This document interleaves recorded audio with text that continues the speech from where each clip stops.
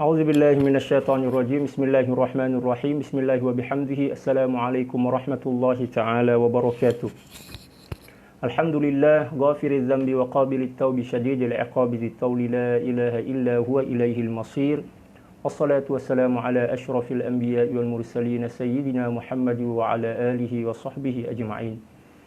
Allahumma ighfir li ummati sayyidina Muhammadin sallallahu alaihi wasallam wa aslih ummata sayyidina Muhammadin sallallahu alaihi wasallam wa farrij an ummati sayyidina Muhammadin sallallahu alaihi wasallam. Warham ummata sayyidina Muhammadin sallallahu alaihi wasallam wa alif baina qulubi ummati sayyidina Muhammadin sallallahu alaihi wasallam lima tuhibbu wa tardah. Waftah lana futuhal arifin bik bihaqqi sayyidina Muhammadin sallallahu alaihi wasallam. Subhanaka la ilma lana illa ma 'allamtana innaka antal alimul hakim wa la hawla wa la quwwata illa billahil aliyyil azim. Wa sallallahu ala sayyidina Muhammad wa ala alihi wa sahbihi wa sallam. Alhamdulillahi rabbil alamin. Min kitab at-tafsir al-munir ta'lifi al-imam al-syekh Wahba Zuhaili radhiyallahu ta'ala an. Wa nafa'ana Allahu bi'ulumihi wa ulumi syuyukhihi wa syuyukhina wa jami'i awliya'illahi as-salihin fid dharain. Allahumma amin. Alhamdulillah, kembali kita berjumpa dalam kajian tafsir Al-Munir karangan Sayyidil Imam Wahba Zuhaili radhiyallahu ta'ala an. Dan kali ini kita masih dalam pembahasan suratul Baqarah ayat 127 yang menjelaskan tentang proses pembangunan atau pembinaan Al-Baitul Haram. Demikian juga doa Sayyidina Ibrahim dan juga Sayyidina Ismail alaihimassalam terkait dengan umat dan keturunan beliau. Seperti biasa, sebelum kita masuk dalam pembahasan al-munasabah, at-tafsir wal bayan, demikian juga berkaitan dengan ahkamul fiqhul haya awil ahkam, maka insyaallah al-faqir saya akan mencoba untuk membaca beberapa ayat yang akan kita tafsirkan pada kesempatan ini dan menerjemahkannya dengan terjemahan bebas dan mencampur antara bahasa Indonesia dan bahasa Melayu. Setelah itu kita akan masuk dalam pembahasan tentang al-munasabah, ya, korelasi antara beberapa ayat yang akan kita tafsirkan dengan ayat-ayat sebelumnya. Demikian juga tafsir dan ulasan-ulasan ringkas dari kitab ini. Demikian juga barulah menjelaskan tentang beberapa poin yang bisa kita ambil dan kita jadikan sebagai kesimpulan dari penafsiran beberapa ayat yang akan kita tafsirkan pada kesempatan ini. A'udzu billahi minasyaitonir rajim. Bismillahirrahmanirrahim. Wa idz yarfa'u Ibrahimul qawa'ida minal baiti wa Ismail Rabbana taqabbal minna innaka antas sami'ul alim. Itu ayat 127.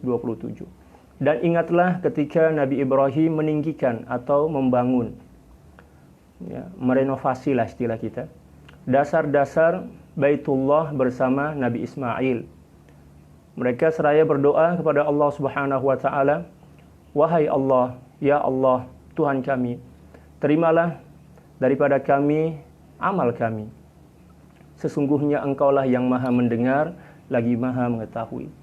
Ayat ini menjelaskan kepada kita bahwa setelah kita melakukan amal soleh, apatah lagi amal yang kita lakukan merupakan bentuk amal yang sifatnya muta'addi atau bersifat ibadah sosial, maka kita diperintahkan untuk berdoa kepada Allah Subhanahu wa taala agar amal tersebut dijaga oleh Allah Subhanahu wa taala dari kerusakan, demikian juga dari virus-virus yang boleh menghancurkan amal tersebut. Dan kita juga digalakkan atau dianjurkan untuk memohon kepada Allah Subhanahu wa taala agar ibadah tersebut diterima oleh Allah Subhanahu wa taala sebagai amal soleh yang tulus, ikhlas, agar dengan amal soleh yang tulus dan ikhlas inilah insyaallah Allah Subhanahu wa taala akan semakin mendekatkan hati kita kepada Allah Subhanahu wa taala. Salah satu tujuan dari berdoa setelah melakukan amal adalah tujuannya untuk menjaga amal tersebut agar tidak menjadi sebab timbulnya penyakit riya. Karena biasanya setelah kita melakukan amal, apatah lagi amal itu merupakan amal sosial yang akan senantiasa dikenang, demikian juga akan senantiasa disebut, akan senantiasa dalam ingatan dan akan diabadikan oleh generasi setelah kita, maka terkadang ada bisikan-bisikan nafsu, demikian juga bisikan syaitan yang menghembuskan virus-virus sifat ria, demikian juga ujub, ya, sum'ah, sehingga dengan demikian akan hancur dan rusaklah amal ibadah yang telah kita lakukan. Oleh karena itu, ayat ini menjelaskan kepada kita tentang perlunya kita berdoa setelah melakukan amal ibadah, setelah melakukan amal soleh. Tujuannya adalah untuk menjaga, memelihara, dan juga untuk mengungkapkan rasa tawadhu kita di hadapan Allah Subhanahu wa taala, mengakui bahwa amal ibadah yang telah berjaya atau telah berhasil kita lakukan merupakan taufik dari Allah Subhanahu wa taala, bukan bersumber dari kita secara independen, secara mandiri, melainkan gerakan yang dilekatkan atau ditajallikan oleh Allah Subhanahu wa taala melalui batang tubuh kita. Walaupun pada hakikatnya yang melakukannya adalah Allah Subhanahu wa taala. Kita ini hanya sebagai alat, sebagai perantara untuk menzahirkan atau menampilkan apa yang dikehendaki oleh Allah Subhanahu wa taala dari iradah-iradahnya. Ayat 128 Allah Subhanahu wa taala berfirman yang mengutip atau menyebutkan salah satu doa yang diucapkan oleh Sayyidina Ibrahim, demikian juga Sayyidina Ismail alaihima assalatu wassalam, wa ala nabiyyina afdhalus salati wat taslim. Rabbana waj'alna muslimaini laka wa min dzurriyyatina ummatan muslimatan lak. Wahai Tuhan kami, jadikanlah kami berdua orang-orang yang tunduk patuh kepada Engkau, dan jadikanlah di kalangan anak cucu kami umat yang tunduk patuh kepada Engkau, dan tunjukilah kepada kami cara-cara tepat, ya, cara-cara dan tempat-tempat ibadah haji yang kami akan lakukan, dan terimalah taubat kami. Ayat ini menjelaskan kepada kita bahwa doa yang terbaik, ya, yang pernah diajarkan oleh para nabi dan rasul adalah doa agar kita benar-benar menjadi manusia yang mustaslim, manusia yang berserah diri kepada Allah Subhanahu wa taala, yang pasrah, tunduk 100% zahir dan batin kita. Bukan hanya ketundukan berkaitan dengan jasad kita dalam bentuk salat, ya, sujud kita, akan tetapi kata muslimin atau istislam kepada Allah Subhanahu wa taala juga mencakup hati dan rohani kita kepada Allah Subhanahu wa taala. Bahkan itulah yang terpenting dari ketundukan yang ada pada diri kita. Dimulai dari ketundukan hati. Bukan hanya ketundukan dahi kita, bukan hanya sujud pada dahi kita saja, akan tetapi yang terpenting dari itu adalah sujudnya hati. Oleh karena itu Allah Subhanahu wa taala berfirman menjelaskan tentang bahwa kedekatan hati kita, kedekatan diri kita kepada Allah Subhanahu wa taala tidak diukur oleh seberapa banyak sujud dahi yang kita lakukan. Akan tetapi yang menentukan kedekatan kita kepada Allah Subhanahu wa taala adalah sujudnya hati. Allah Subhanahu wa taala berfirman, "Wasjud waqtarib." Sujudkanlah hatimu, maka hatimu akan dekat kepada Allah Subhanahu wa taala. Tapi bukan bermakna kita cukup atau merasa cukup dengan sujud hati tanpa sujud dahi kita. Kedua-duanya harus seimbang, dan kedua-duanya merupakan perintah yang datang dari Allah Subhanahu wa taala kepada kita. Dan di dalam ayat ini Sayyidina Ibrahim, demikian juga Sayyidina Ismail mengajarkan kepada kita salah satu doa yang terbaik, yaitu doa agar Allah Subhanahu wa taala menjadikan kita hamba-hamba yang sebenar-benar taslim, tunduk, patuh, pasrah kepada Allah Subhanahu wa taala sesuai dengan apa yang diharapkan oleh Allah Subhanahu wa taala dan juga diperintahkan kepada kita. Allah Subhanahu wa taala berfirman, "Ya ayyuhalladzina amanu taqullaha haqqa tuqatih wa la tamutunna illa wa antum muslimun." Wahai orang-orang yang beriman, bertakwalah kalian kepada Allah Subhanahu wa taala dengan ketakwaan yang sebenarnya, dan usahakanlah agar kalian tidak meninggal dunia kecuali dalam keadaan berpasrah ya, tunduk, patuh kepada Allah Subhanahu wa taala. Demikian juga Nabi Yusuf alaihissalam di dalam surah Yusuf mengajarkan kepada kita tentang doa yang sama dan serupa dengan apa yang diajarkan oleh Sayyidina Ibrahim dan Sayyidina Ismail. Wa tawaffana muslimin. Ya, seperti itulah yang diajarkan oleh para nabi dan rasul berkaitan dengan doa-doa yang terbaik. Tapi bukan berarti memohon rezeki, jodoh, demikian juga kemapanan hidup itu dilarang. Tidak dilarang, silahkan mintalah apapun dari Allah Subhanahu wa taala. Akan tetapi kita diajarkan agar ketika kita meminta sesuatu kepada Allah Subhanahu wa taala, maka mintalah sesuatu yang bisa dan boleh menyebabkan kita semakin dekat dan dicintai oleh Allah Subhanahu wa taala. Mintalah ridhonya, mintalah cintanya, ya. Mintalah penyaksiannya atau syuhud kepadanya. Jangan hanya meminta sesuatu yang sifatnya keduniaan, makanan, minuman, mobil yang mewah, rumah yang mahal misalnya. Ya, walaupun memang boleh, akan tetapi jangan tanggung-tanggung meminta sesuatu dari Allah Subhanahu wa taala, meminta sesuatu kepada Allah Subhanahu. Mintalah sesuatu yang akan memberikan manfaat dan maslahat kepada kita, ya, bukan hanya di dunia ini, akan tetapi di akhirat nanti. Mintalah ya iman yang teguh, mintalah keyakinan yang tajam, demikian juga mintalah ya keimanan, kesabaran, cinta, redha kepada Allah Subhanahu wa taala. Seperti yang diajarkan oleh Sayyidina Ibrahim, demikian juga Sayyidina Ismail ya dalam ayat ini.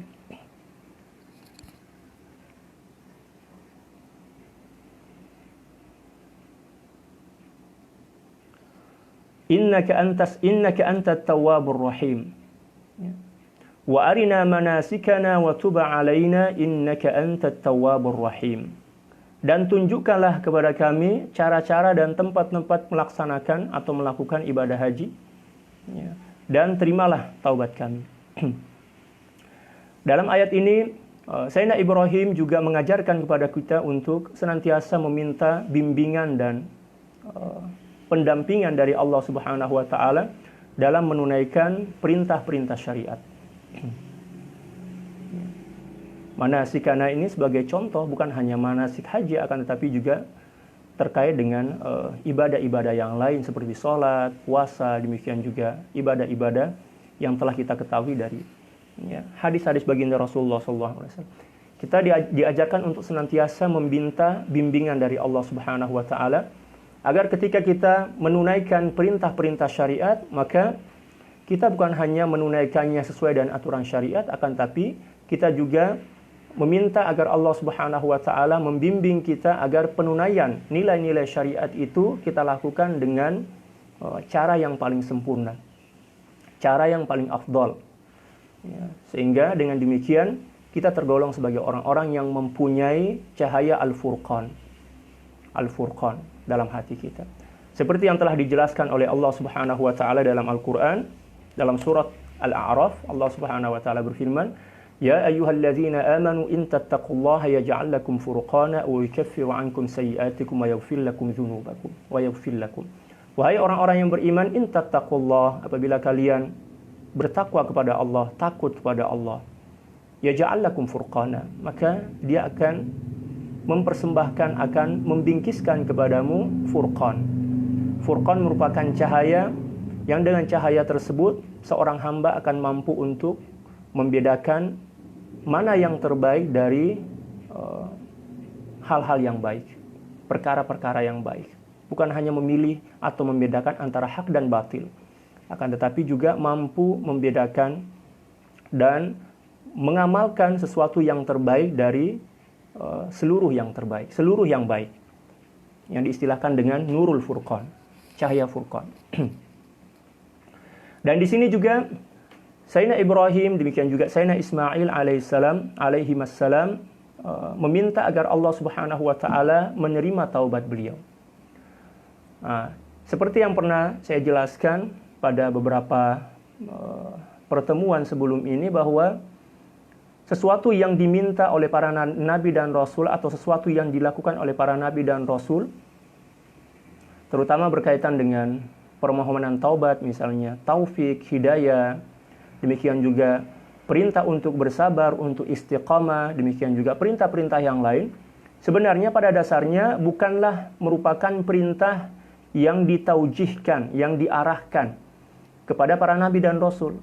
Akan tetapi perintah yang disebutkan oleh Allah Subhanahu wa taala dalam Al-Qur'an terkait dengan hidayah, meminta agar Allah Subhanahu wa taala senantiasa memberikan istiqomah kepada mereka, itu adalah perintah yang pada hakikatnya ditujukan kepada para pengikut para nabi tersebut, bukan kepada para nabi. Karena para nabi ini adalah orang-orang yang telah sampai kepada kesempurnaan akhlak, sampai kepada kesempurnaan tauhid, sehingga mereka tidak perlu lagi untuk diperintahkan melakukan sesuatu. Karena mereka telah bersatu padu atau telah bersenyawa dengan seluruh jenis kebaikan. Adapun apabila ada suatu ayat ataupun suatu hadis yang seolah-olah hadis itu menjelaskan bahwa baginda Rasulullah SAW atau ayat itu menjelaskan bahwa baginda Rasulullah SAW meminta hidayah ataupun meminta agar Allah Subhanahu wa taala menjadikan beliau sebagai orang yang sabar, itu sebenarnya permintaan-permintaan yang dijadikan sebagai contoh agar diikuti oleh umat-umat beliau, bukan untuk diri beliau.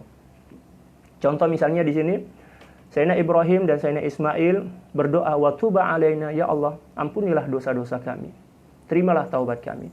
Kalau kita memahami secara zahir, secara tekstual, maka seolah-olah ayat ini memberikan pengertian kepada kita bahwa Nabi Ismail, demikian juga Sayyidina Ibrahim pernah melakukan dosa sehingga perlu melakukan dan meminta permohonan ampun kepada Allah Subhanahu wa taala atas dosa-dosa tersebut. Dan pengertian seperti ini adalah pengertian yang sangat jauh dari kata benar.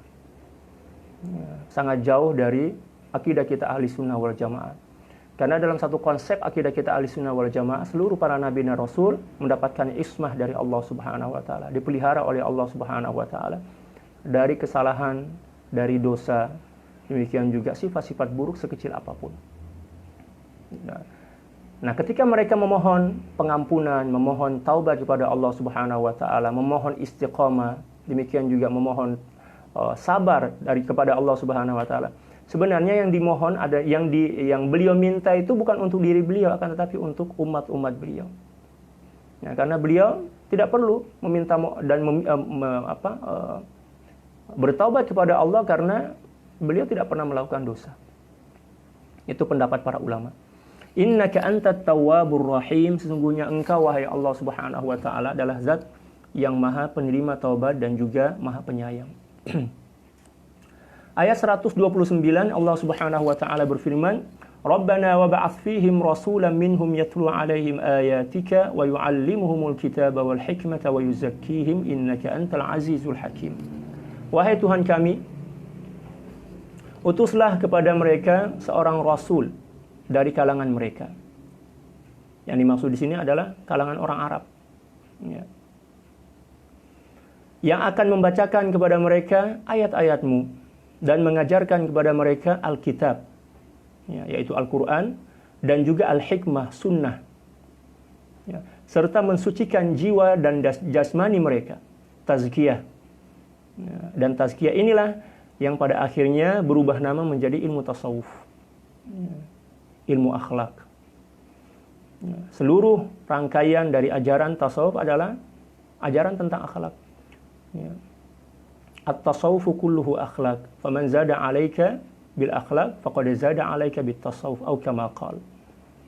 Ya, rangkaian seluruh ajaran dari ilmu tasawuf adalah ajaran tentang akhlak, budi pekerti. Ya, akhlak kerohanian, sabar, taubat, zuhud, wara, demikian juga akhlak-akhlak yang lain. Faman zada 'alaika bil akhlak faqad zada 'alaika bit tasawuf. Barang siapa di antara kalian yang akhlaknya semakin kukuh, semakin kuat, semakin mantap, berarti nilai-nilai tasawuf itu semakin bertambah dalam jiwa mereka. Seperti itu. Jadi tasawuf itu bukan ajaran yang mengarahkan kita untuk sibuk dengan makhluk, apatah lagi mengarahkan kita kepada ilmu-ilmu yang erat kaitannya dengan ilmu-ilmu perdukunan, misalnya bagaimana cara kita bisa melihat telapak tangan seseorang sehingga kita mampu untuk menafsirkan atau mampu untuk mereka-reka atau meramal nasib-nasib mereka. Itu bukan ajaran tasawuf. Ajaran tasawuf adalah ajaran yang mengajarkan kepada kita tentang bagaimana cara kita menyembah Allah Subhanahu wa taala, beribadah kepada Allah Subhanahu wa taala dengan sebenar-benar melalui jalan syariat, dan juga bagaimana cara kita agar pengamalan terhadap syariat itu mampu membuahkan hasil yang bernama akhlak. Akhlak keihsanan. An ta'budallaha ka'annaka tara fa illam takun tara fa innahu yarak. Dari kata at-tazkiyah inilah ilmu tasawuf itu terbentuk, tersusun, terkonsep.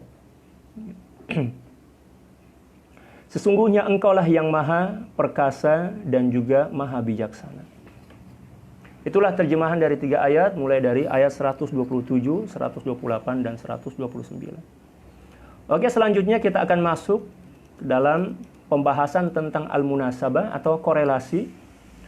Dari 3 ayat ini, dari beberapa ayat sebelum ini dengan korelasinya atau hubungannya dengan beberapa ayat yang telah kita baca dan terjemahkan tadi. Bagi para sahabat yang ingin mengikuti bacaan dari kitab Arabnya, silakan bisa dibuka pada juz yang pertama, kitab Tafsir Al-Munir, pada halaman 339. Qala radhiyallahu ta'ala anhu wa nafa'ana Allahu bi'ulumihi wa 'ulumi syuyukhihi wa syuyukhina wa jami' awliya'illahi shalihin fid dharain Allahumma amin. Al-munasabah ba'da an dzakara Allahu ta'ala al-'araba bima an'ama Allahu 'alaihim min fada'ilil bait al-haram ardafa dhalika bitadhkirihim bi anna alladhi bana al-baita huwa abuhum Ibrahim ma'a ibnihi Ismail liyajazibahum bidzalika ila al-iqtida'i bisalafihimus salih alladhi yantamuna ilaih. Wa qad kanat Quraisy tantasibu ila Ibrahim wa Ismail wa tad'i annaha ala millati Ibrahim wa ala sairul arabi fi dzalika tab'un li Quraisy.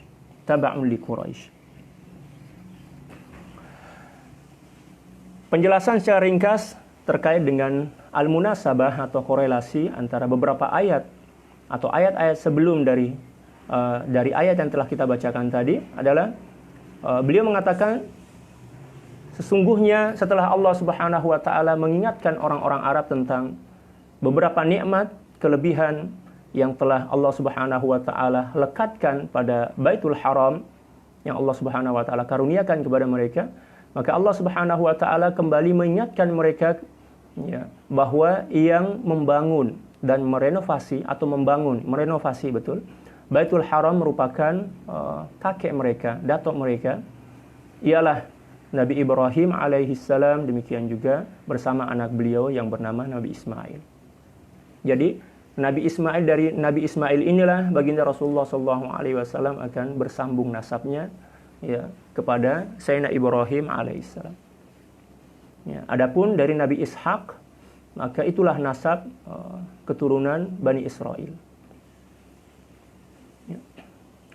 Dengan peringatan itu diharapkan dapat menarik dan mendorong mereka untuk mengikuti jejak langkah para nenek moyang leluhur mereka dalam melakukan amal soleh.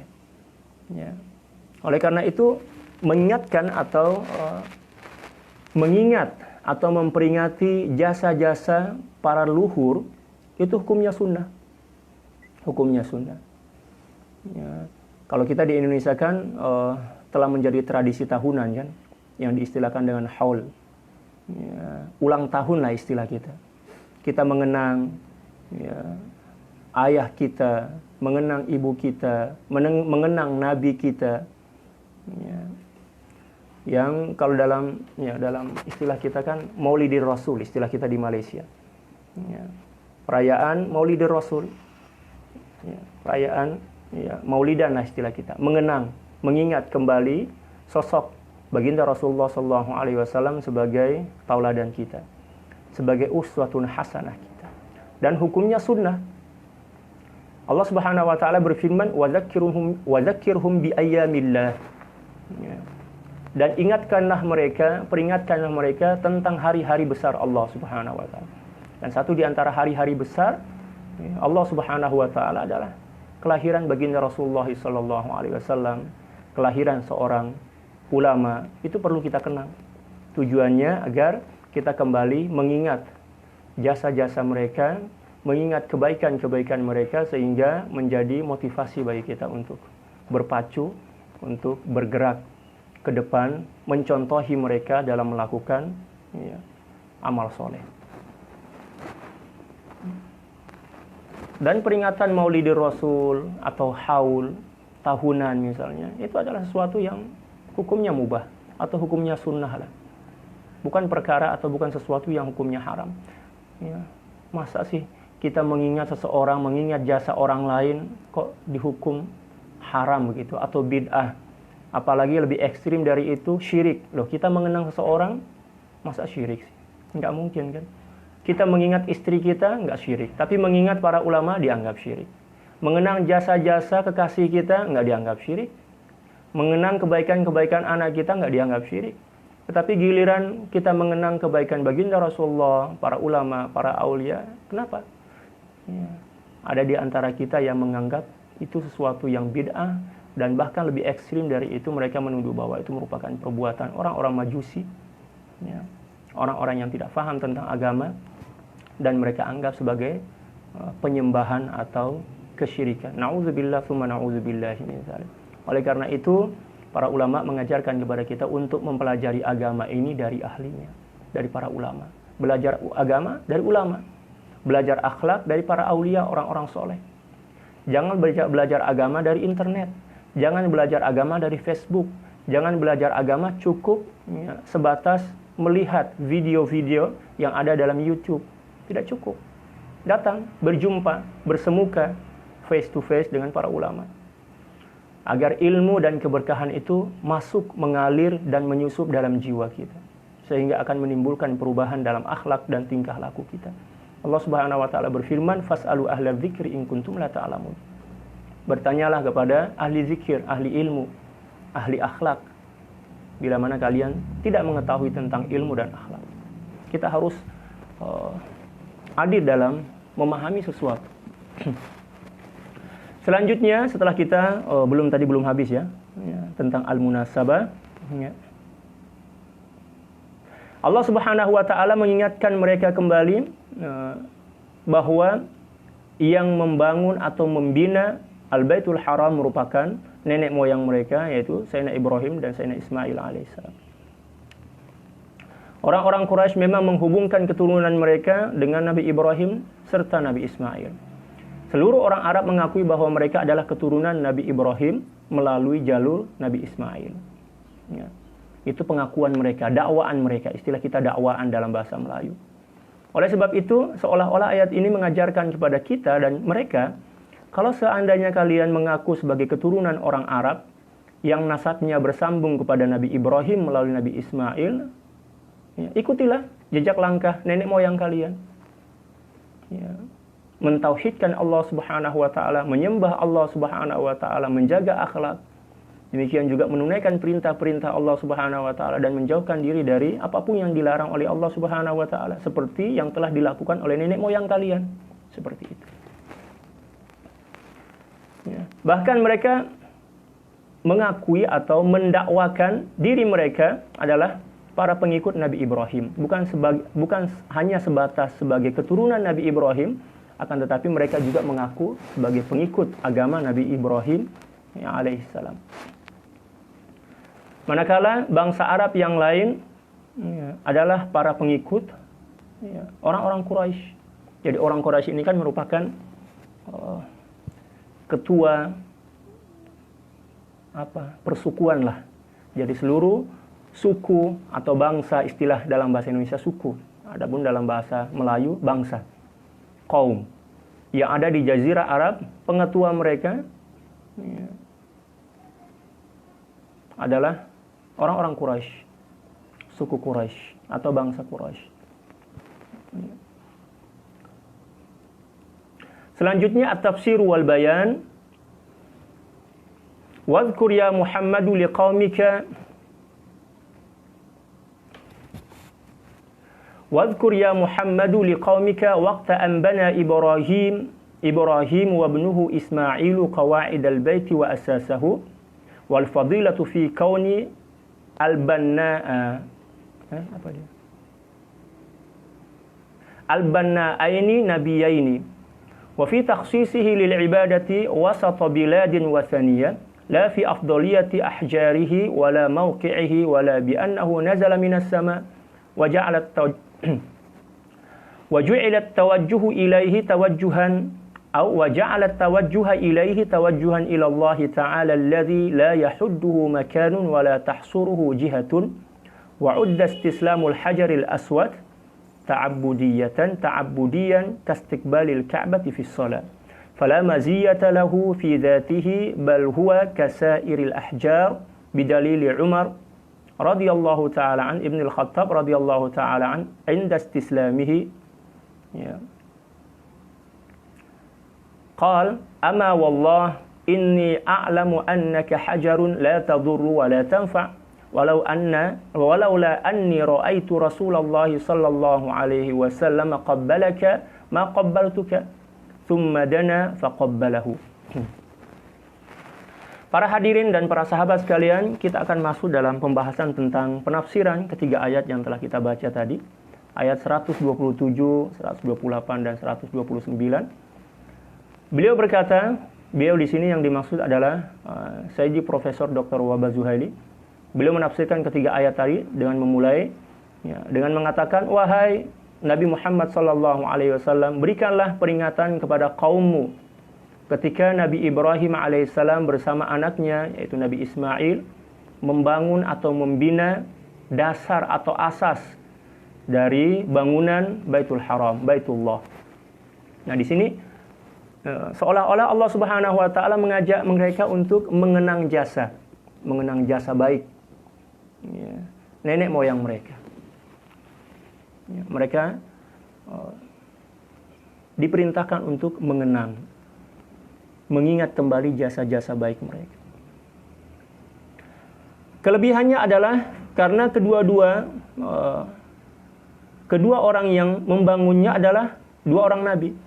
Jadi kemuliaannya ada pada Baitullahil Haram, demikian juga Al-Ka'batul Musyarrafah, bukan terletak pada batunya, bukan terletak pada fisik bangunannya, akan tetapi terletak pada keberkahan orang yang membangunnya. Dua orang nabi. Subhanallah. Yang pertama adalah Abul Anbiya, ayah dari para nabi dan rasul. Demikian juga beliau adalah ulul azmi minar rusul. Dan yang kedua adalah anak beliau, Sayyidina Ismail alaihissalam, yang merupakan silsilah keturunan baginda Rasulullah sallallahu alaihi wasallam. Jadi keberkatan itu bukan berada dan bukan melekat pada batu secara mandiri, akan tetapi terletak pada tangan yang pernah menyentuhnya dan membangunnya. Oleh karena itu, dari tradisi inilah, peristiwa inilah, kita di Indonesia, demikian juga di seluruh dunia Islam pada umumnya, apabila suatu bangunan atau suatu binaan telah selesai atau baru akan dimulai pembangunannya, biasanya kita mengundang para ulama, menjemput para ulama untuk merasmikan dalam bahasa Melayu, ataupun untuk, kalau di sini istilahnya pecah tanah.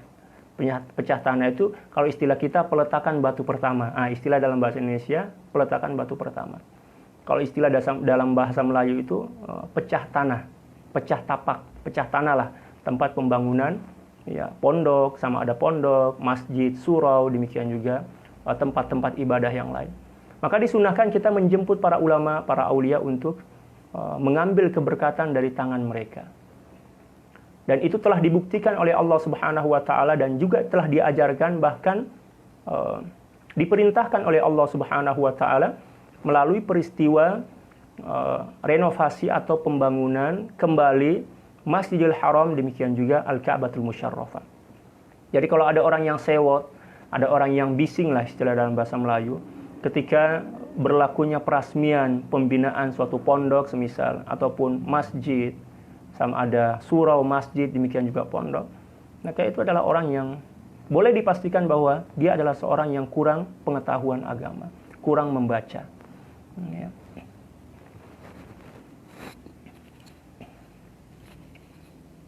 Jadi keistimewaan dan kemuliaan itu terletak pada dua orang nabi yang pernah menyentuh batu-batu yang disusun menjadi bangunan dari Masjidil Haram, demikian juga Al-Ka'batul Musyarraf.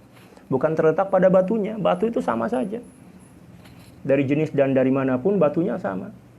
Ya. Tetapi keberkahan yang ada pada batu itu berbeza mengikut kadar keberkatan orang yang pernah menyentuhnya. Kalau yang menyentuhnya adalah para nabi dan rasul, maka Masya Allah, keberkahannya akan sempurna. Adapun apabila yang menyentuh dan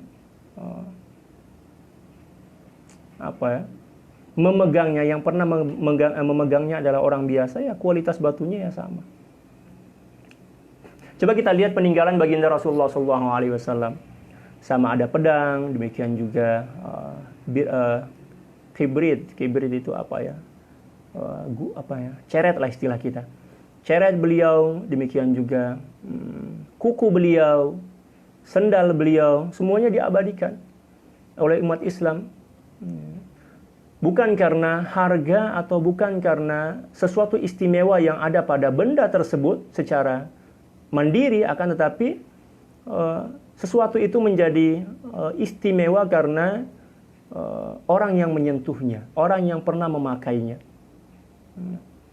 Sehingga keberkatan yang ada atau keberkahan yang ada pada diri seseorang itu juga tertransfer kepada apapun yang pernah disentuh dan dipakainya. Oleh karena itu, kita disunahkan untuk bertabarruk seperti yang pernah saya jelaskan sebelum perjumpaan ini. Bertabarruk, tabarukan, mengambil keberkahan. Ya. Kalau di Arab, gelas atau dalam bahasa Melayu itu bekas ya, bekas minum baginda Rasulullah SAW itu digunakan oleh para ulama untuk minum, mengambil keberkahan dari apa yang pernah disentuh oleh bibir beliau yang sangat mulia dan sangat agung itu. Dan itu ya akan memberikan keberkatan yang sangat luar biasa. Allahu Akbar.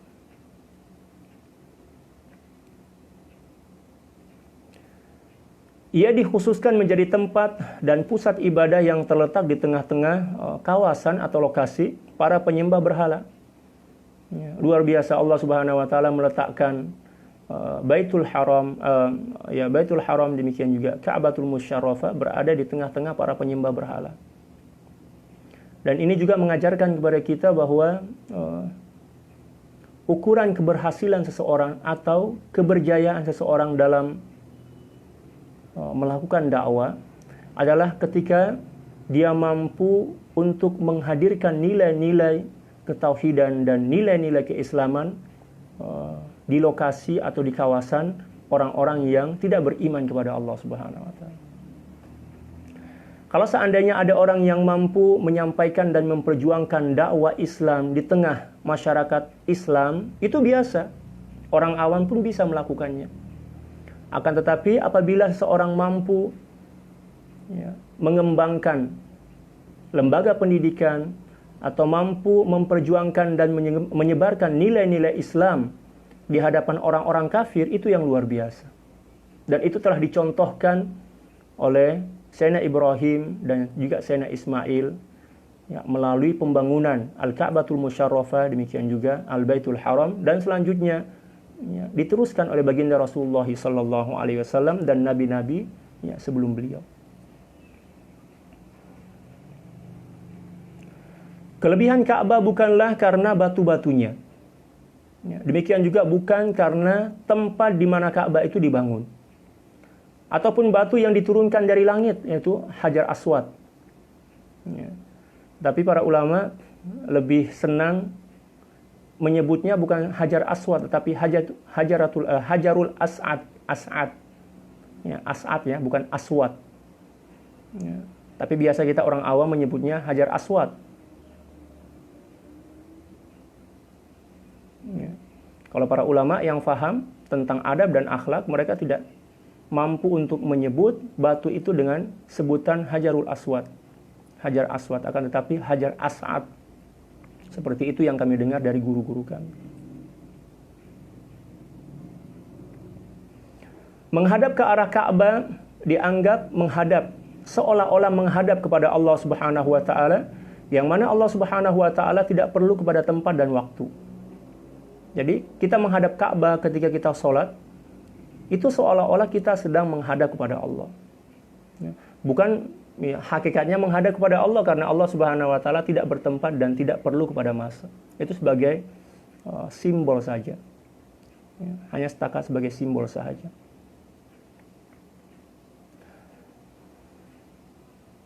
Mencium Hajar As'ad atau Hajar Aswad dianggap sebagai suatu ibadah. Istilamul hajar kan. Menyentuhnya atau menyampaikan salam salam jauh lah. Istilahnya. Ketika seorang sedang melakukan tawaf kan.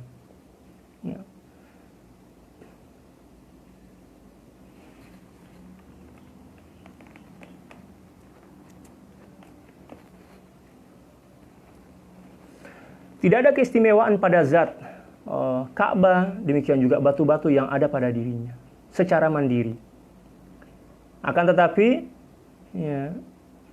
Hajar Aswad, batu-batu yang tersusun menjadi bangunan Ka'bah, demikian juga Masjidil Haram, sama dengan batu-batu yang lain. Dan dalilnya adalah apa yang pernah diungkapkan oleh Sayyidina Umar radhiyallahu taala an,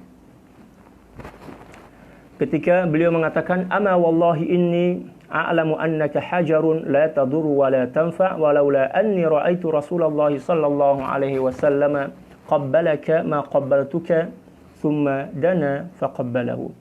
Demi Allah, kata Sayyidina Umar radhiyallahu taala, saya sangat tahu bahwa kamu adalah hanya sebongkah batu, tidak boleh memberikan manfaat dan mudarat. Kalau seandainya saya tidak pernah melihat baginda Rasulullah SAW pernah menciummu, maka saya tidak akan pernah menciummu selama-lamanya. Setelah itu, beliau mendekat dan mencium Hajar Aswad tersebut atau Hajar As'ad tersebut, bukan karena kemuliaan secara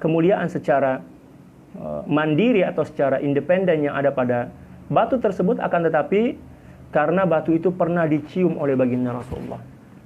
Ciuman baginda Rasulullah SAW itulah yang merubah harga batu 100%. Yang pada awalnya batu biasa menjadi batu yang istimewa karena pernah disentuh oleh bibir mulia baginda Rasulullah SAW.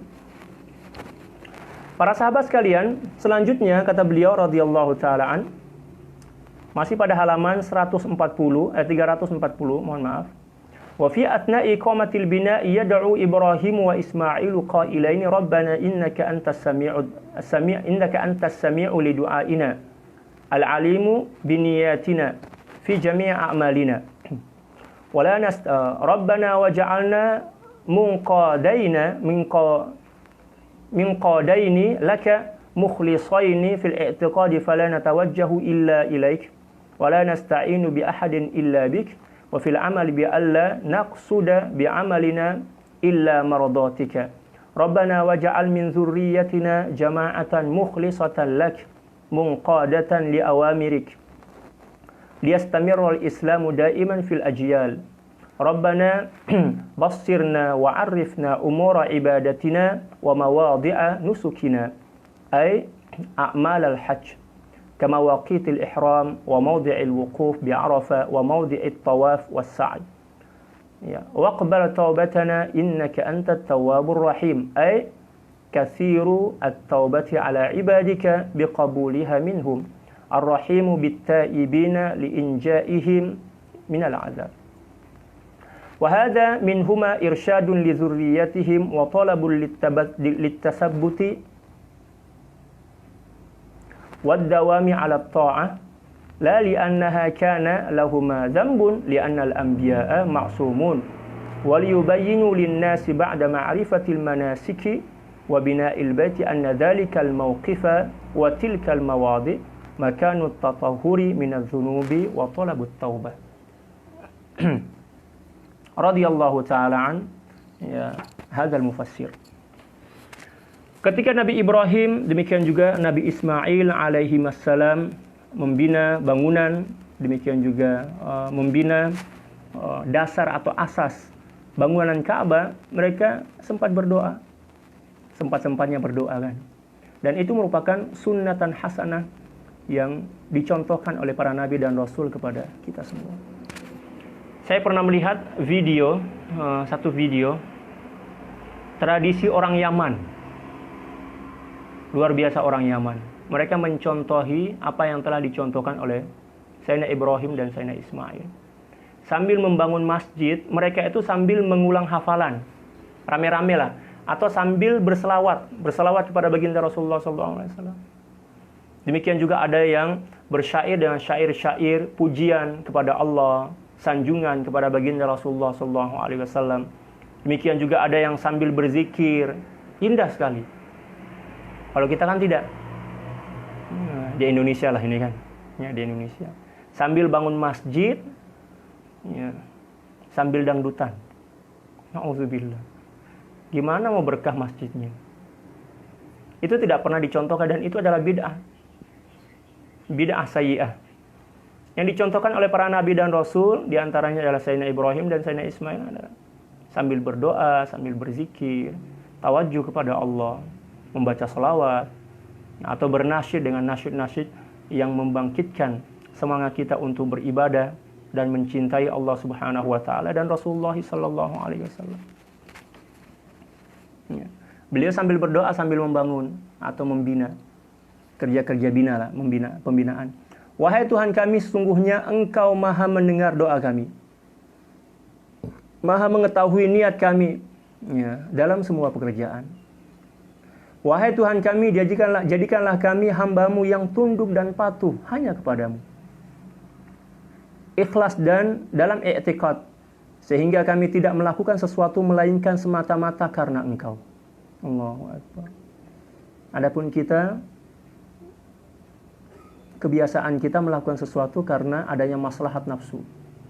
Kita bekerja karena duit, kita makan untuk sekedar ingin kenyang. Kita bersama pasangan kita untuk melampiaskan hasrat kita. Rugi. Tidak ada nilai ibadah di dalamnya. Alangkah lebih indahnya apabila aktivitas apapun yang kita lakukan di dunia ini, kita niatkan sebagai sarana beribadah kepada Allah.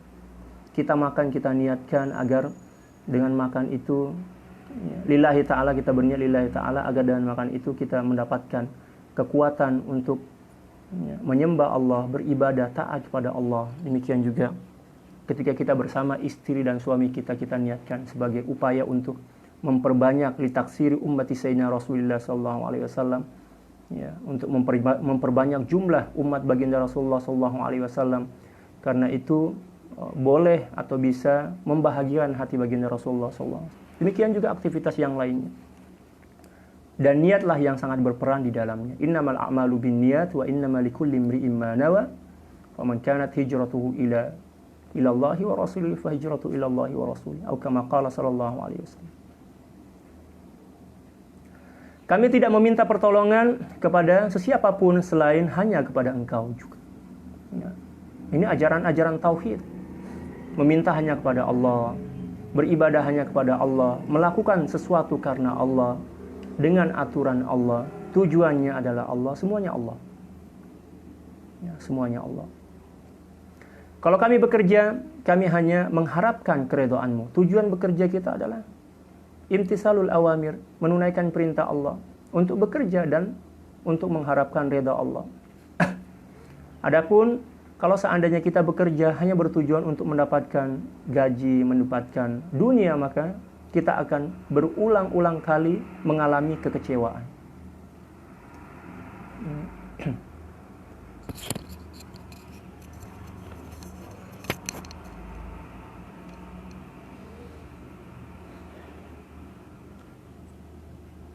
Wahai Tuhan kami, jadikanlah dari keturunan kami, ya, umat yang ikhlas untuk menyembah-Mu.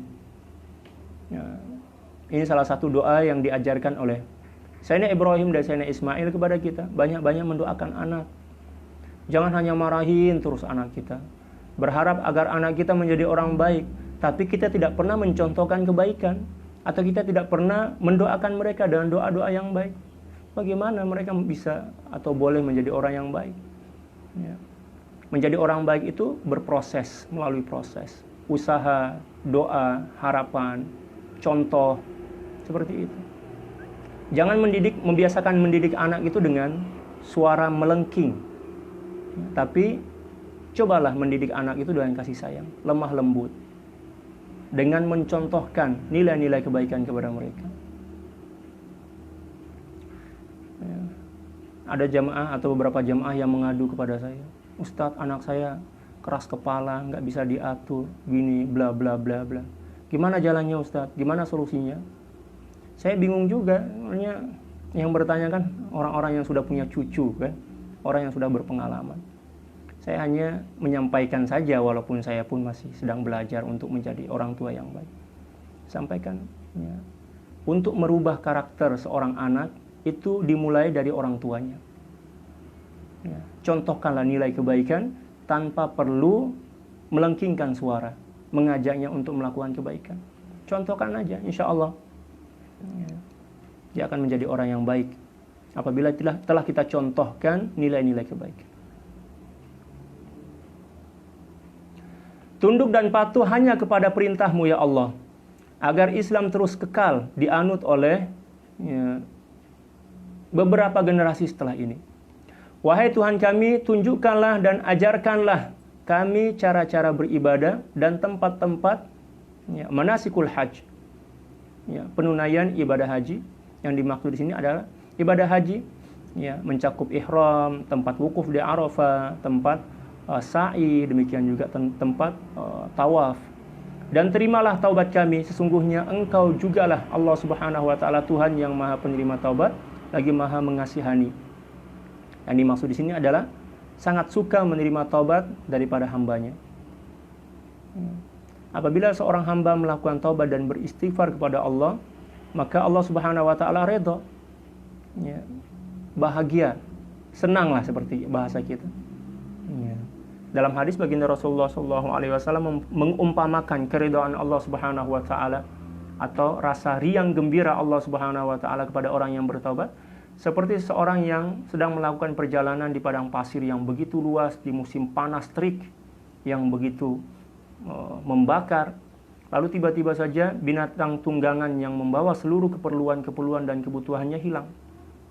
Setelah dia mencari ke sana kemari berhari-hari, berjam-jam, dan dia mengalami keletihan dan kelelahan, dia istirahat, rehat di bawah sebuah pokok atau sebuah pohon, dan tiba-tiba setelah dia bangun dari tidurnya, dia menemukan atau menjumpai tunggangan yang dicarinya berjam-jam tersebut telah ada di dekatnya. Sehingga dia berterima kasih kepada Allah Subhanahu wa taala dengan ucapan yang salah. Mengucapkan anta rabbuk wa anta ana rabbuka wa anta abdi. Engkau adalah hambaku dan saya ini adalah Tuhanmu. Itu kan contoh saja. Salah terucap salah lah begitu. Saking terlalu gembiranya.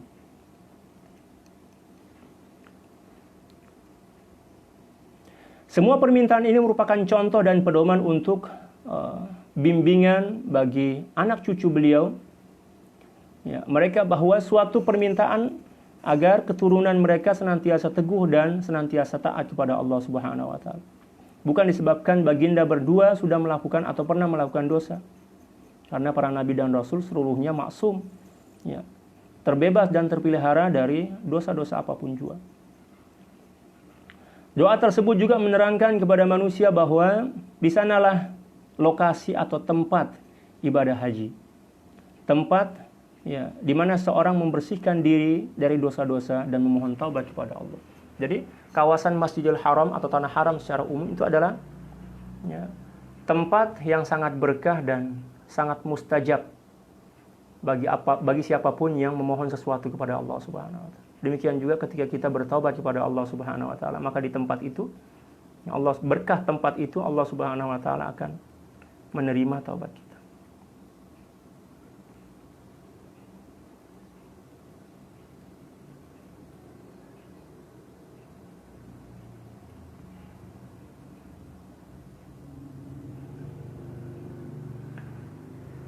Selanjutnya kata beliau, Rabbana wa arsil fil ummatil muslimati rasulan minhum liyakuna ashfaqa alaihim wa yakunu a'izza wa yakunu a'azzan nasi ilaihi a'azzan nasi bihi wa aqraba li ijabati da'watihi wa qad arafuhu ma'rifatan tammatan wa lamasu minhu as-sidqa wal amanata wal 'iffata wal istiqamah wa nahwa dhalik.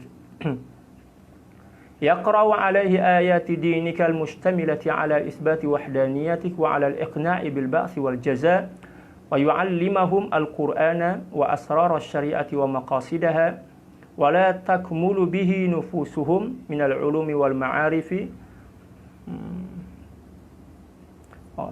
وما تكمل به نفوسهم من العلوم والمعارف ويطهرهم من دنس الشرك والوثنية وأنواع المعاصي ويعلمهم صالح الأخلاق إنك أنت القوي الذي لا يغلب الحكيم في كل صنع فلا تفعل إلا ما تقتضيه الحكمة والمصلحة قال مالك والحكمة المعرفة بالدين والفقه بالتأويل والفهم الذي هو سجية ونور من الله تعالى. Selanjutnya anjuran doa tersebut mempunyai pengertian atau mempunyai terjemahan. Wahai Tuhan kami, utuskanlah kepada umat Islam seorang rasul dari kalangan mereka juga, agar dia lebih mempertimbangkan rasa dan berkasih sayang ya, terhadap mereka. Jadi Sayyidina Ibrahim memohon agar Allah Subhanahu wa taala mengutus seorang nabi dan rasul yang hatinya penuh dengan kasih sayang dan belas kasih. Kasih sayang dan cinta kasih. Ya. Karena beliau faham bahwa keturunan-keturunan beliau dari golongan orang Arab ini adalah orang-orang yang orang-orang yang degil lah dalam bahasa Melayu. Degil itu artinya orang yang keras kepala lah. Kepala batu istilah kita. Nah, maka untuk menjinakkan hati-hati mereka, untuk menundukkan keegoan mereka, maka dibutuhkan seorang nabi yang lemah lembut, yang penyantun, ya, yang mempunyai kasih sayang dan cinta. Maka sebelum nabi itu dilahirkan oleh Allah Subhanahu wa taala ya, di muka bumi ini pada saat itu ya, dizahirkan oleh Allah Subhanahu wa taala pada saat itu, maka Nabi Ibrahim jauh sebelum itu telah memohon kepada Allah Subhanahu wa taala. Dan ternyata apa yang dimohon oleh Sayyidina Ibrahim dikabulkan oleh Allah Subhanahu wa taala. Agar mereka juga menjadi mulia dengan kehadiran Rasul tersebut dari kalangan mereka dan mereka gampang atau mudah untuk menerima ya, seruannya. Karena apabila seseorang menyampaikan sesuatu dengan cara lemah lembut, kasih sayang, maka orang yang mendengarkannya akan sangat gampang untuk mengikuti. Adapun apabila kita menyampaikan sesuatu dengan cara yang kasar, dengan cara memaksa, dengan cara melengkingkan suara, orang tidak akan menerimanya. Dengan cara lemah lembut. Ya. Kelemah lembutan atau sifat lemah lembut kata para ulama itu lebih tajam dibandingkan pedang dalam merubah watak dan karakter seseorang menjadi baik. Ya. Dengan lemah lembut, sifat lemah lembut, cinta kasih. Dan itulah ajaran Islam yang sebenarnya.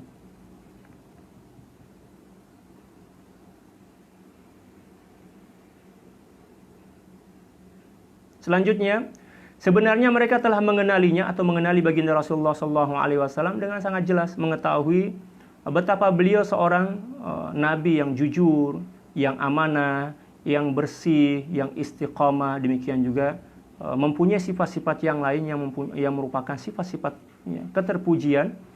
Ya. Beliau menunjukkan kepada mereka tanda-tanda tentang kebenaran agama Islam dan juga menetapkan dan mengajarkan kepada mereka tentang nilai-nilai ketuhanan dan keesaan Allah Subhanahu wa taala dan juga membuktikan kebenaran adanya hari kebangkitan, hari pembalasan, dan juga mengajarkan kepada mereka tentang Al-Quran, kitab suci, demikian juga hikmah. Ya, para ulama berbeda pendapat, ada yang mengatakan hikmah ini adalah hadis, ada juga yang mempunyai pendapat yang lain. Demikian juga mengajarkan kepada mereka tentang hukum-hukum atau aturan-aturan syariat, Demikian juga mengajarkan kepada mereka tentang ilmu-ilmu akhlak ketuhanan, kehambaan dan ketuhanan yang lengkap pada diri seorang hamba. Ini juga boleh membersihkan mereka dari cengkraman sifat syirik, penyembahan berhala dan berbagai jenis kemaksiatan. Mengajarkan mereka budi pekerti dan akhlak yang mulia. Sesungguhnya Engkau Maha berkuasa, tidak ada kuasa atau tidak ada kemampuan yang dapat mengatasi kekuasaan-Mu. Maha bijaksana dalam segala penciptaan. Engkau tidak menjadikan sesuatu melainkan sesuatu itu mempunyai hikmah dan kebaikan. Subhanaka ma khalaqta hadza batila. Dalam Al-Qur'an seperti itu. Imam Malik berkata bahwa pengertian hikmah ialah pengetahuan tentang agama dan penguasaan tentang pentakwilan serta keluasan kefahaman atau pemahaman yang merupakan tabiat dasar semula jadi yang ada pada cahaya anugerah Allah Subhanahu wa taala. Maksudnya apa? Yang dimaksud dengan hikmah itu adalah kecerdasan dan kecerdikan. Dalam bahasa Melayu kecerdikan. Kecerdasan ataupun kecerdikan akal untuk boleh memahami sesuatu sesuai dengan hakikatnya, sesuai dengan kenyataannya. Seperti itu. Selanjutnya kita akan membaca sedikit fiqhul haya sesuai dengan kemampuan kita. Karena waktu kita sangat terbatas, sebentar lagi sholat asar di sini ya. Sholat asar di sini jam 4:30 lah. Di Malaysia.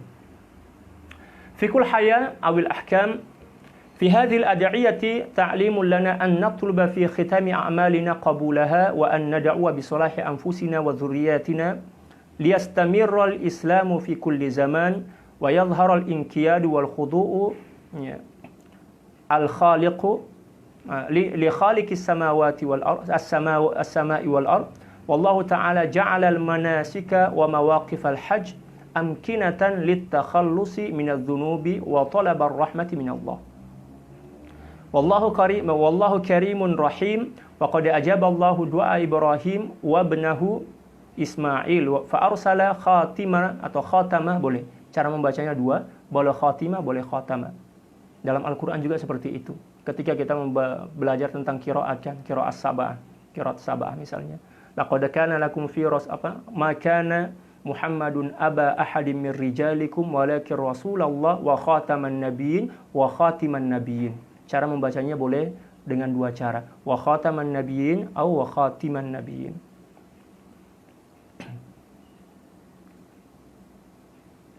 Fa arsala khataman nabiyyin sayyidina Muhammadan rasulan minal Arab.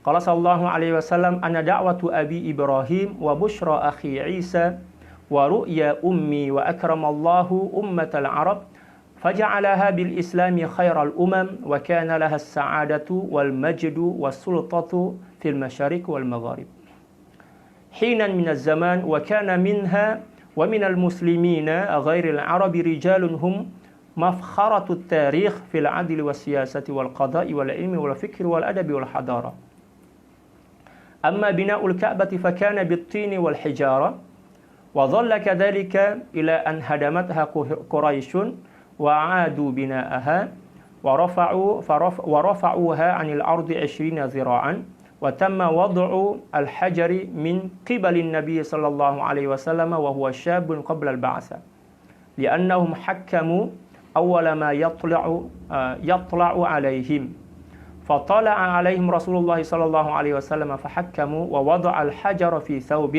ثم أمر سيد كل قبيلة فأعطاه ناحية من الثوب ثم ارتفع هو فرفعوا إليه الحجر الأسود فكان هو يضعه صلى الله عليه وسلم ولم يدخل حجر الكعبة في البناء أي حجر إسماعيل هجرة bukan حجرة maaf ولم يدخل حجر الكعبة في البناء أي حجر إسماعيل من جهة الشمال لعجز النفقة لديهم ثم رأى النبي صلى الله عليه وسلم تجديد البناء لكنه كما روت عائشة رضي الله تعالى عنها قال لولا حداثة عهد قومك بالكفر lanaqadtul ka'bata wa la ja'altuha ala asasi Ibrahim fa inna Quraisyan hina banatil ka'bata istaqsarat la ja'altu laha khalfan ya'ni baban wa fil Bukhari la ja'altu laha khalfaini ya'ni babain.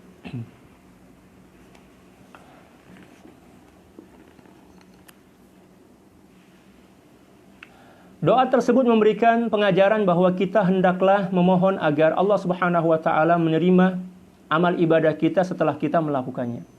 Selanjutnya, kata beliau, mendoakan kebaikan untuk diri kita dan anak cucu kita. Ya, inilah beberapa poin yang bisa kita ambil dari ketiga ayat yang telah kita bacakan tadi. Agar Islam senantiasa berkekalan atau senantiasa eksis di muka bumi ini. Sehubungan dengan itu dapatlah diketahui, dapatlah dizahirkan kepatuhan dan ketundukan kepada pencipta langit dan bumi. Apabila kawasan kita aman, anak cucu kita semuanya soleh, baik, paham tentang agama, baik dan juga paham tentang agama, maka selama itu juga Allah Subhanahu wa taala akan disembah dan ibadah-ibadah akan senantiasa semarak dilakukan. Allah Subhanahu wa taala menjadikan amal ibadah haji boleh membersihkan atau dapat membersihkan dan meleburkan dosa-dosa, serta dengan ibadah haji itulah kita akan dapat merasakan rahmat dan kasih sayang Allah Subhanahu wa taala. Allah Subhanahu wa taala Maha Mulia dan Maha Pengasih. Allah Subhanahu wa taala telah menerima doa Nabi Ibrahim dan anak beliau yaitu Nabi Ismail, lalu mengutus seorang nabi yang bernama Sayyidina Muhammad sallallahu alaihi wasallam sebagai penutup segala nabi dan rasul dari kalangan orang Arab. Dan baginda Rasulullah sallallahu alaihi wasallam pernah memberikan statement, memberikan pengakuan atau sabda beliau tentang apa yang terjadi pada beliau yang merupakan perwujudan dari doa yang pernah dilakukan oleh Nabi Ibrahim dan Sayyidina Ismail. Ana da'watu abi Ibrahim wa bisyaratu akhi Isa wa ru'ya ummi, kata beliau. Saya ini adalah merupakan hasil permohonan Nabi Ibrahim, ayah saya, atok saya, dan juga perwujudan dari berita gembira yang pernah disampaikan oleh saudara saya yang bernama Nabi Isa. Ya'ti min ba'dismuhu Ahmad, kan dalam Al-Quran. Akan datang seorang nabi setelah saya nanti bernama Ahmad. Ya. Itu ada dalam Al-Quran, dan apa yang ada dalam Al-Quran itu pernah disebutkan dalam kitab Injil. Ya.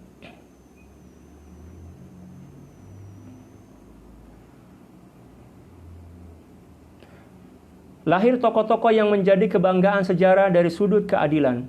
Ya. Dari umat inilah, sama ada yang berbangsa Arab, demikian juga yang bukan berbangsa Arab, tetapi tergolong sebagai umat Islam, telah lahir tokoh-tokoh yang menjadi kebanggaan sejarah dari sudut keadilan, kepemimpinan, kehakiman, sains, demikian juga ahli fikir, sastra, dan juga hadarah. Hadarah itu kalau dalam bahasa Melayu tamadun, budaya. Bangunan Ka'bah dibina dari tanah dan batu. Ia berterusan begitu sehingga orang-orang Quraisy meruntuhkannya, kemudian membinanya semula. Mereka membinanya setinggi 20 hasta atau dari parastana, 20 hasta. Dulu agak sedikit rendah Ka'bah itu, akan tetapi di zaman baginda Rasulullah SAW ketika beliau remaja, belia istilah kita, maka Ka'bah itu pernah diruntuhkan, direnovasi istilah kita. Setelah itu dibangun kembali dengan menambahkan tingginya setinggi 20 hasta. Agak tinggi lah 20 hasta itu. Seperti yang ada sekarang ini.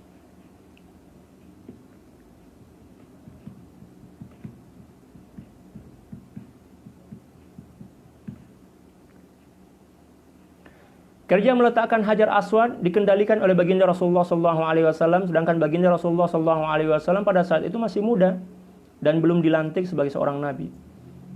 Ketika baginda Rasulullah SAW masih dalam usia remaja, sifat dan karakter kepemimpinan beliau telah nampak.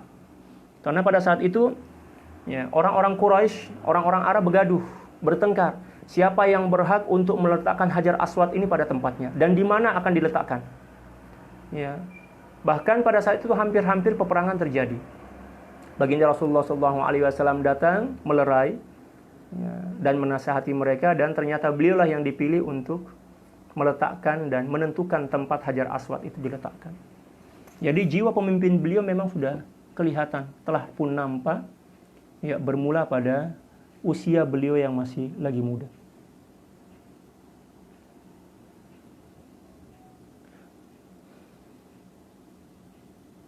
Ini karena orang Quraisy menetapkan bahwa orang yang pertama kali masuk ke tempat mereka berada, dialah yang berhak untuk meletakkan Hajar Aswad. Jadi orang yang paling pertama hadir di tempat tersebut pada saat itu adalah baginda Rasulullah SAW. Ya, orang-orang Arab pada saat itu berusaha untuk menjadi orang pertama, akan tetapi telah didahului oleh baginda Rasulullah SAW, dan ternyata baginda Rasulullah SAW lah orang pertama masuk ke tempat tersebut, dan diputuskanlah bahwa baginda Rasulullah SAW yang akan meletakkan batu tersebut. Mereka tidak memasukkan batu Ka'bah, yaitu bagian utara dari Hijr Ismail, dalam pembangunan Ka'bah disebabkan karena kurangnya kos perbelanjaan pada saat itu, maksudnya kurangnya biaya. Kemudian Nabi SAW berpendapat pembinaan ini perlu direnovasi lagi, semula lah. Ya, akan tetapi seperti yang telah disebutkan dalam satu hadis yang diriwayatkan oleh Siti Aisyah, baginda Rasulullah SAW bersabda, "Laula hadatsatu ahdi qaumiki bil kufri lanaqadtul ka'bata wa la ja'altuha ala asasi Ibrahim fa inna Quraisyan hina banatil baita iktasarat wa la ja'altu laha khalfan wa fil Bukhari la ja'altu laha khalfain." Kalaulah tidak disebabkan karena kaum kamu ini, ya, masih baru meninggalkan kekufuran, sudah pasti aku akan meruntuhkan dan merobohkan Ka'bah ini, dan aku akan bina semula, ya, di atas pondasi atau asas yang pernah dibina oleh Nabi Ibrahim. Sesungguhnya orang-orang Quraisy telah berusaha untuk, ya, menyempurnakan pembangunan Ka'bah tersebut, dan pasti akan aku buat sebuah lagi pintu di bagian belakang, bertentangan dengan pintu hadapan yang ada saat ini. Menurut riwayat Bukhari, ya, ada riwayat yang mengatakan bahwa sudah tentu aku akan membuat dua pintu. Maksudnya, ya, baginda Rasulullah SAW, kalau seandainya beliaulah yang diberikan kewenangan untuk merubah, merobohkan atau merenovasi Ka'bah tersebut, beliau akan membuat dua pintu yang berhadapan. Pintu depan untuk masuk dan pintu belakang untuk keluarnya jamaah yang masuk ke dalam Ka'bah. Seperti itu. Dan diceritakan bahwa pada masa pemerintahan Bani Umayyah, penduduk Syam menyerang Abdullah bin Az-Zubair. Mereka merosakkan Ka'bah dengan membakarnya. Kemudian Sayyidina Ibnu Zubair membinanya semula berdasarkan reka bentuk yang digambarkan oleh Siti Aisyah. Beliau menambahkan ukuran pada Hajar Aswad sepanjang 5 hasta. Ada renovasi ulang di zaman Sayyidina Ibnu Zubair. Ukuran panjang Ka'bah adalah 18 hasta panjangnya. Beliau menambah sepanjang 10 hasta dan membuat dua pintu, yaitu pintu masuk dan pintu keluar, seperti yang diriwayatkan oleh, ya, Imam Muslim dalam kitab sahihnya. Jadi Sayyidina Ibnu Zubair inilah yang kembali merenovasi bangunan Ka'bah setelah dihancurkan oleh orang-orang jahat, orang-orang munafik pada saat itu, dengan menambahkan satu pintu, sehingga Ka'bah itu mempunyai dua pintu. Pada saat itulah, tetapi kembali dirubah lagi. Ya. Diriwayatkan bahwa Ar-Rasyid memberitahu Malik bin Anas bahwa ia ingin merobohkan. Apabila Ibnu Zubair terbunuh, ketika Sayyidina Ibnu Zubair terbunuh, Al-Hajjaj kembali membina atau merenovasi Ka'bah.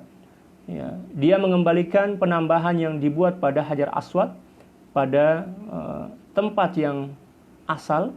Beliau menutup pintu yang dibuat oleh Ibnu Zubair dan mengembalikan binaannya atau bangunannya seperti asal. Semua itu dilakukan atas perintah Khalifah Abdul Malik. Dan diriwayatkan bahwa Ar-Rasyid memberitahu Malik bin Anas bahwa ia ingin merobohkan binaan Ka'bah. Ini di zaman Imam Malik ya. Harun Ar-Rasyid datang berjumpa dengan Imam Malik dan menyampaikan unek-uneknya. Unek-unek itu maksudnya cadangan.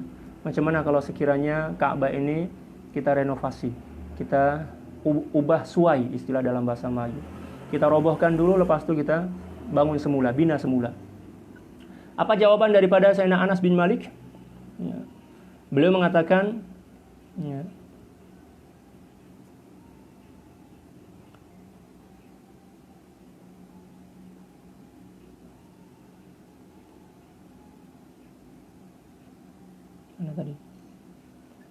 diriwayatkan bahwa Ar-Rasyid memberitahu kepada Malik bin Anas bahwa ia ingin merobohkan binaan Ka'bah yang telah dibuat oleh Al-Hajjaj dan mengembalikannya kepada bentuk yang telah dibuat oleh Sayyidina Ibnu Zubair radhiyallahu taala. Sebabnya ialah apa yang diriwayatkan dari baginda Rasulullah sallallahu alaihi wasallam manakala Sayyidina Ibnu Zubair melaksanakannya. Malik berkata kepadanya, "Aku bersumpah kepada engkau dengan nama Allah Subhanahu wa taala, wahai Amirul Mukminin, janganlah engkau jadikan rumah atau Ka'bah ini sebagai tempat permain-mainan raja." Maksudnya setiap raja mempunyai cadangan untuk merobohkan dan membina, begitu.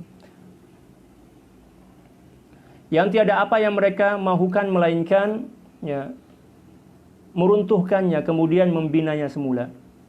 Nanti kehebatan atau martabah, kehormatan dari Ka'bah itu akan hilang kalau setiap generasi merobohkan, dibina lagi, merobohkan, dibina lagi. Maka kehormatan atau kesakralan, kalau dalam bahasa Indonesia kesakralan, kesucian dari tempat itu akan hilang. Sesuatu yang mulia itu harus senantiasa dijaga dan tidak perlu disentuh-sentuh, tidak perlu dirubah-rubah, agar kemuliaan dan kesakralannya senantiasa terjaga. Nah, di sini ada sedikit penjelasan tentang hukum fiqh. Beliau mengatakan, wa amma kiswatul ka'bati faqala al-ulama la yanbaghi an yu'khadha min kiswatil ka'bati syai'un fa innahu mahdiyun ilaiha. Wala yunqasu minha syai'un. Kata para ulama, menurut pendapat para ulama, tidak diperbolehkan untuk mengambil kelambu Ka'bah, walaupun sedikit apapun, walaupun sekerat, walaupun berapa sentimeter lah, seperti itu. Karena kelambu Ka'bah yang ada pada saat itu merupakan hadiah untuk Ka'bah dan tidak boleh diambil walaupun sedikit. Itu pendapat sebagian para ulama. Adapun pendapat ulama yang lain boleh, akan tetapi dengan cara menggantikannya dengan kelambu yang lebih mulia, lebih mewah, atau setidaknya sama. Itu pendapat para ulama. Jadi berkenaan dengan perkara ini para ulama berbeza pendapat. Ada yang mengatakan tidak boleh ditukar, tidak boleh diambil walaupun sedikit. Tapi ulama lain berkata, oh boleh kita ambil, akan tetapi dengan syarat menggantikannya atau menukarnya dengan kiswah atau kelambu yang kualiti dan harga dia sekurang-kurangnya sama. Tetapi alangkah lebih baiknya bila mana lebih mewah dan lebih mahal. Oleh sebab itu kelambu Ka'bah itu kan senantiasa setiap berapa tahun sekali, saya tak ingat, setiap tahun kok, atau setiap 3 tahun ditukar dengan kelambu yang baru, yang terbuat dari sulaman emas murni. Wallahu a'lam bishawab. Para sahabat sekalian, demikianlah kajian tafsir kita pada petang hari ini. Semoga Allah Subhanahu wa taala semakin menambah kefahaman kita tentang kitab suci yang kita cintai ini, dan semoga Allah Subhanahu wa taala senantiasa membimbing kita untuk senantiasa mampu mendekat dan mencintai Allah Subhanahu wa taala dengan cinta yang diridhoi oleh Allah Subhanahu wa taala. Sekian yang boleh saya kongsikan. Mohon maaf bila mana ada salah dan silap dan salah, kata para orang Melayu. Itu semuanya berasal dari kelemahan saya, kekurangan saya, ya, kedhaifan saya sebagai manusia biasa. Sekian, wallahul muwaffiq wal hadi ila sabilir rasyad wal afu minkum. Assalamualaikum warahmatullahi taala wabarakatuh.